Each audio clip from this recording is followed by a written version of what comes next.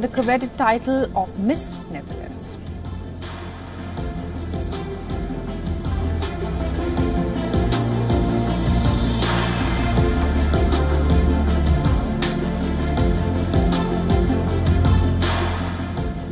First up on the show, the monsoon's fury of the weekend has had a devastating impact across the north of India. As many as 22 people have been killed in the landslides or rain-related incidents. A yellow alert has been issued in Delhi for the next 24 hours. An orange alert has been issued for Haryana.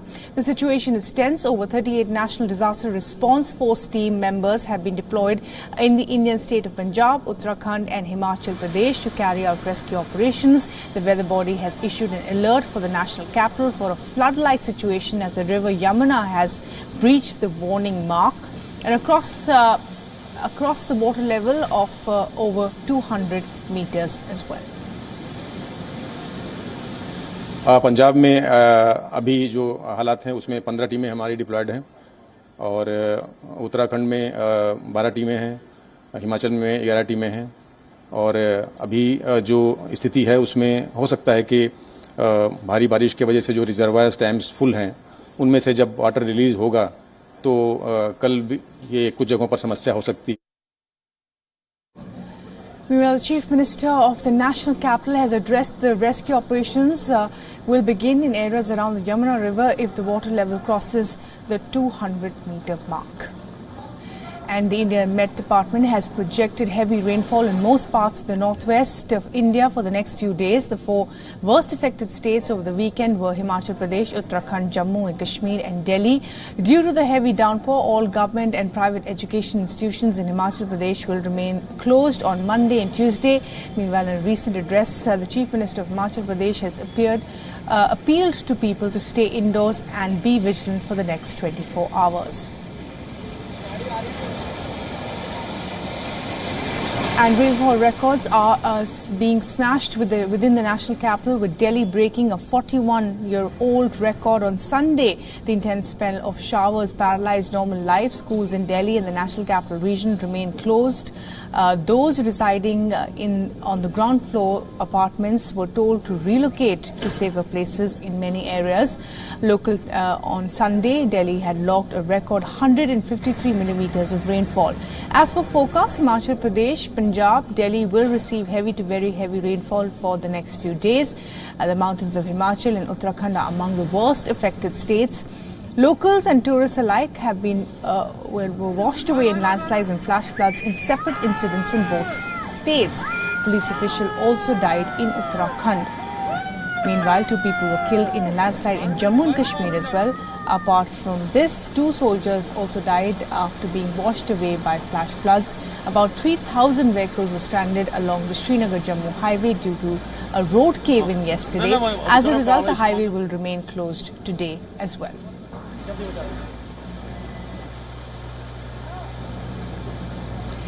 And for the latest on this, our correspondent Idris Lone is now joining us from Srinagar. And Idris, the monsoon deluge across the north of India, from the hills to the plains. Tell us what's happening where you are. Well, absolutely. Monsoon has wreaked havoc across the northern Indian states, including Jammu and Kashmir as well. I'm in Srinagar at the moment, where very close to the river Jhelum, which was overflowing, and very close to the flood-like situation in Srinagar as well. But the Met Department now has predicted that the next 2 days are going to be dry, after which the level of the river Jhelum will come down. If we talk about the overall situation across Jammu and Kashmir, we've seen the national highways still being closed due to the landsliding that happened 2 days before, and since then the national highway has been completely closed for traffic. The Amarnath Yatra is on at the moment, and thousands of yatris are stranded in Jammu who were supposed to leave from Jammu and come to Kashmir, but the national highway remains closed due to the landsliding and they are stranded there. However, the number of Amarnath yatris who've reached up to the cave so far in the last 10 days is around over 1 lakh. If we we talk about other states like Himachal Pradesh, where there are many tourists who had gone to visit the places in different parts and different areas of Himachal Pradesh, many believed to be stranded as well. The government has issued an alert across the North Indian states and asked people to take precautions in these areas so that their lives are not in danger. Absolutely, Chris. Thanks very much indeed for joining us with the very latest on what's happening in Srinagar and, of course, the north under a deluge as well. In other news now, the US President Joe Biden is in the UK on the eve of the NATO summit in Lithuania, and Biden met Sunak at 10 Downing Street, calling the relationship between the two countries rock solid, even though differences remain over the transfer of cluster bombs from the US to Ukraine. Just a short while ago, Biden also met King Charles at the Windsor Castle. Now, the US President's visit to the UK is his fifth meeting with Sunak in as many months. British Prime Minister Rishi Sunak has already opposed Washington's move to supply cluster bombs to Kyiv. Sunak stated that UK is a signatory to the convention which prohibits the production or use of cluster munitions and discourages their use as well. It's good to be back. You know, we've only been meeting once a month. We've met in San Diego, Belfast, Hiroshima, Washington, here, and couldn't be meeting with a closer friend and a greater ally. And we've got a lot to talk about. The discussions around come in the backdrop of the Ukrainian President Volodymyr Zelensky is pushing NATO for a clear answer on when the country can join the alliance. The warring president has also agreed to a conditional ceasefire proposal provided that Ukraine gets to become a member of the NATO. However, the United States and Germany are opposing any direct indications on invitation or membership to the alliance for Ukraine. Meanwhile, Biden has described the UK as a United States' closest ally. Recently, both countries signed a new economic partnership, the Atlantic Declaration.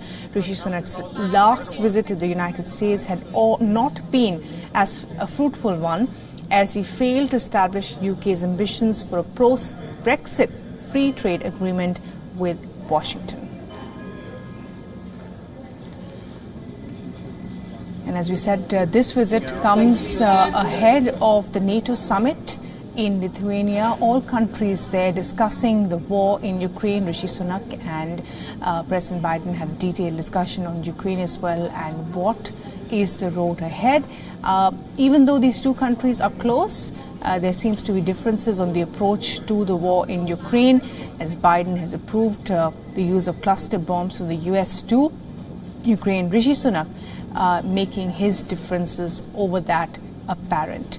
The two sides also, of course, discussing other areas of cooperation, that is climate change, trade, and an economic agreement that these two countries have signed. Alex Izat is now joining us live from London for the very latest on this. And Alex, lots of things on the table between these two leaders, but ahead of the NATO summit, clearly the discussion also centering around Ukraine.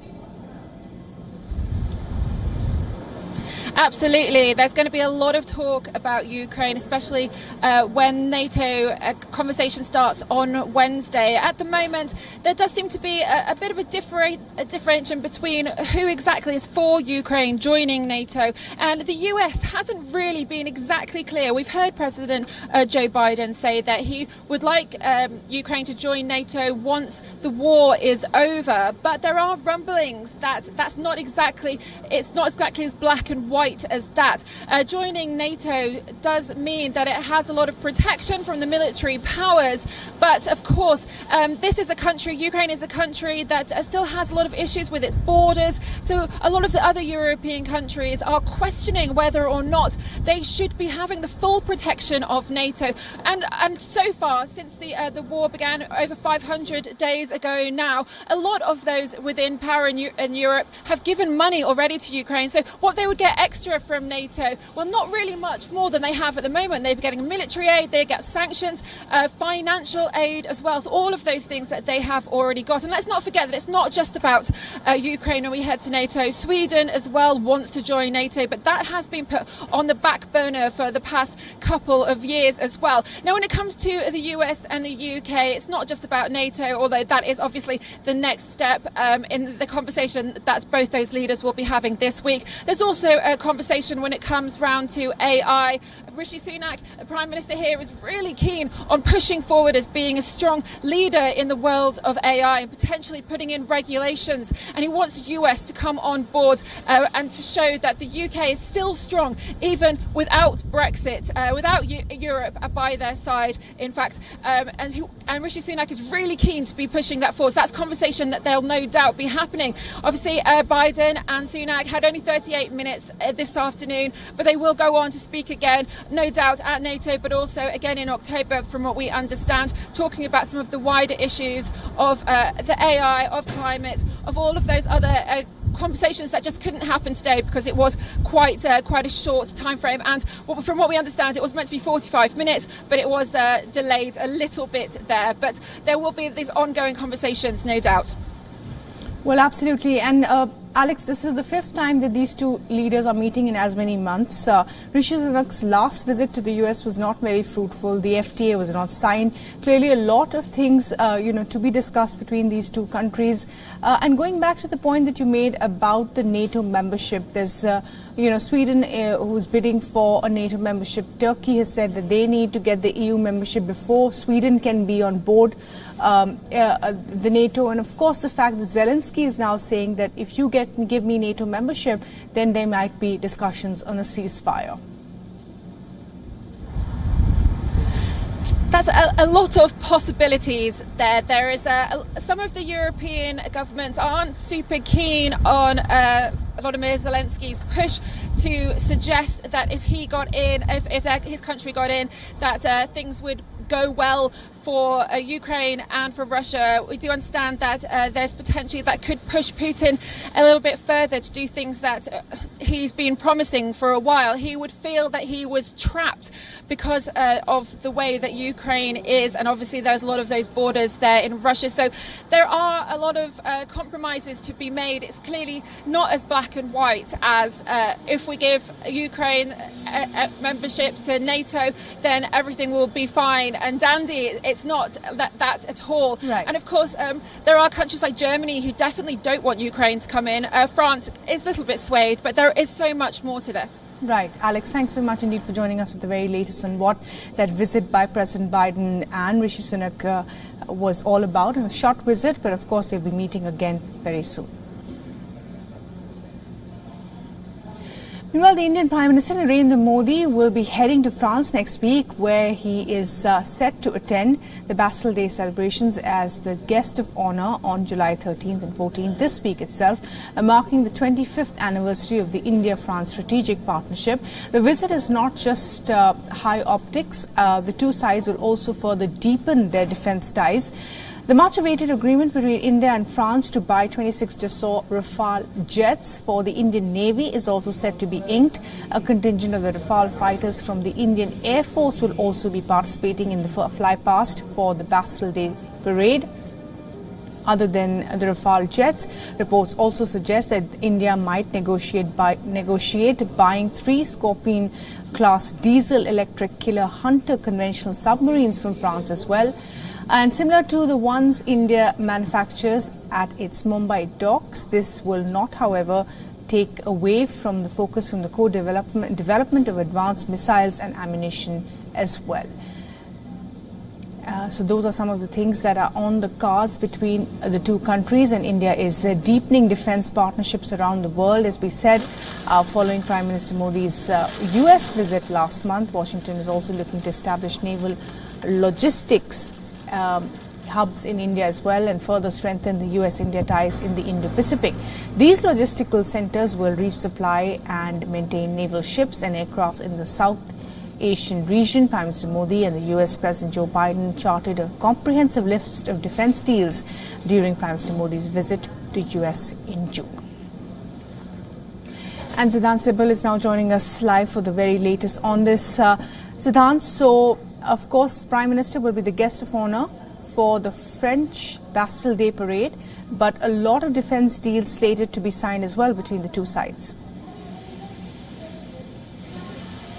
Well, these days, Indian Prime Minister's visit abroad have a major component of defence, whether it's the US visit, where, of course, we saw not only announcement on the GE deal for manufacturing of engine, but also the extensive joint statement, where, of course, the mention was also on how the American ships can be repaired in India. Pact has been signed between the US Navy and L&T. But talking about the French visit now, India-French relationship has a major component of defense. 2006 saw the Scorpion deal pact being announced, and of course we also saw the Rafales also being brought from France. Now focus is as to what will be announced. We have seen how it is now clear that there will be a major announcement on defense, and India trying to procure Rafale M for the Indian Navy, and there can be more focus given the fact that how not only India is keen on defense engagement with the French, but also the French keen on engaging with India, because they see India as an important partner in the Indo-Pacific, where of course France is a resident power. We know that the French have a lot of geographical assets here in the Indo-Pacific, and they are keen to engage with New Delhi on that. But all in all, the upcoming visit of the Indian Prime Minister will see how India and France engage not only on defense, but also come closer at a time of great geopolitical flux and the rise of a very aggressive China. Right, slew of defense deals with the US first and now with France up ahead in that visit this week by Prime Minister Modi for the Bastille Day celebrations to Paris. Thanks very much indeed for joining us with the very latest there, Siddhant. Well, moving on to other news now, and the spotlight is on Israel as its parliament, the Knesset, is set to vote on the contentious judicial reform bill on Monday. This is the same bill that proposes to strip the court's powers to strike down decisions taken by the cabinet. Meanwhile, protesters will reportedly hold demonstrations, marches and convoys, as well as disruptions throughout the country on Sunday. Several employers and academic institutions announced that they would enable their workers or students to join the protests. These included the big shopping center chain, the Agmon Law Firm, and Richmond and Haifa universities. One protest leader said that a mass protest is to begin outside Ben Gurion Airport as well. Additional demonstrations and marches across the country will continue in the evening. Prime Minister Netanyahu's proposed overhaul has plunged the country into a deep political crisis. This after the leader's statement in June announced that a key clause which allowed the parliament to override court rulings had been abandoned.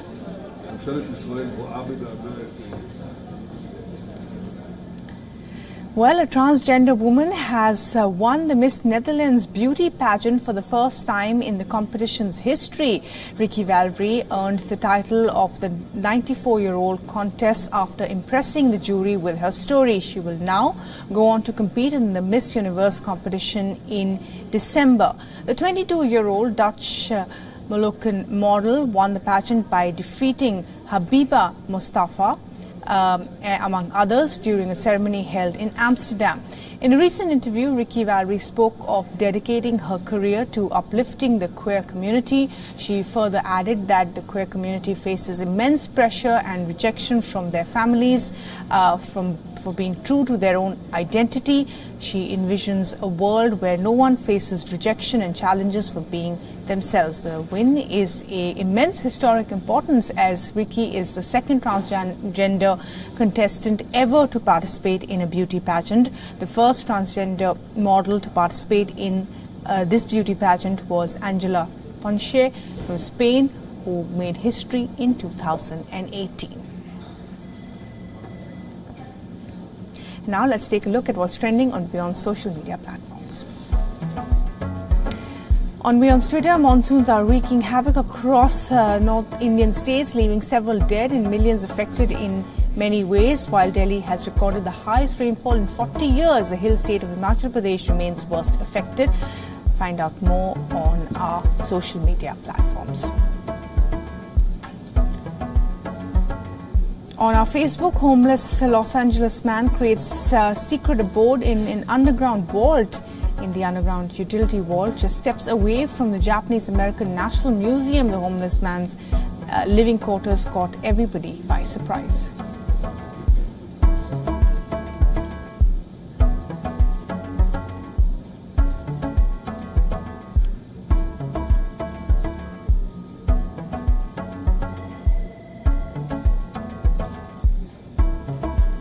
On our website, another deadly TikTok trend kills 4 in Alabama. But what is the boat jumping trend? The trend has been attracting many and leading them to their fatal fate. On WION's YouTube, Chinese investments spark EV revolution in Thailand. A tectonic shift is underway in the Thai automotive industry as the Chinese EV makers make their presence felt.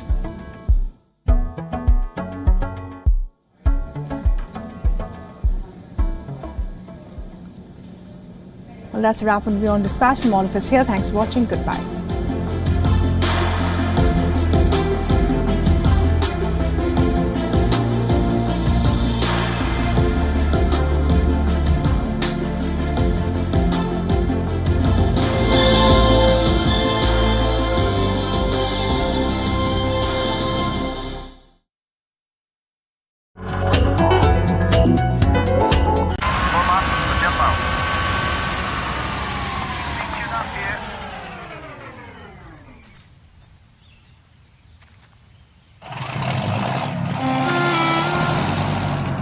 आने वाली खुशी के लिए एक ख्याल ही काफी है। ईबिक्स cash हर खुशी के लिए काफी है।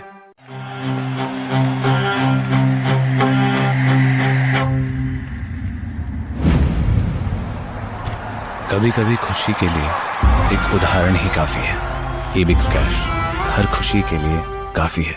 WION Health Resort is unique, the only one of its kind. Experience the 4 paths of natural wellness: yoga, Ayurveda, acupuncture, and naturopathy. Each uniquely customized program improves the whole person to make every person whole. Come to WION Health Resort. Make your reservation at yowon.com. Hi, I'm Alison LaGrange and you're watching eClub. Here are the nominees for Achievement in Music. People are totally wrong who keep telling me that, oh, you're a multitasker. I'm not.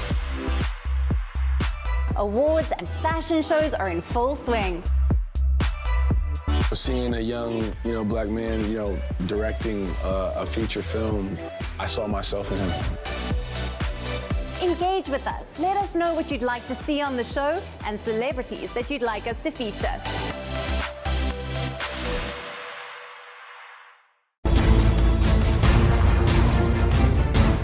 After the collapse of the Kherson Dam and the deluge caused, fighting intensifies between the Ukrainian and the Russian forces. As the much-talked-about Ukrainian counter-offensive seems to be getting underway, France, Germany and Poland firm up talks on the security guarantees Ukraine desperately needs. All eyes are now on NATO leaders' July summit in the Lithuanian capital. Will it focus on Ukraine's push for accession to NATO? Who will be the next US president? As Trump gears up to take on Biden, his deputy Pence calls him unfit. But it's DeSantis who is drumming up support. A dozen Republicans in the fray and counting. Will a crowded contest benefit Trump? Race for the White House on WION. World is one.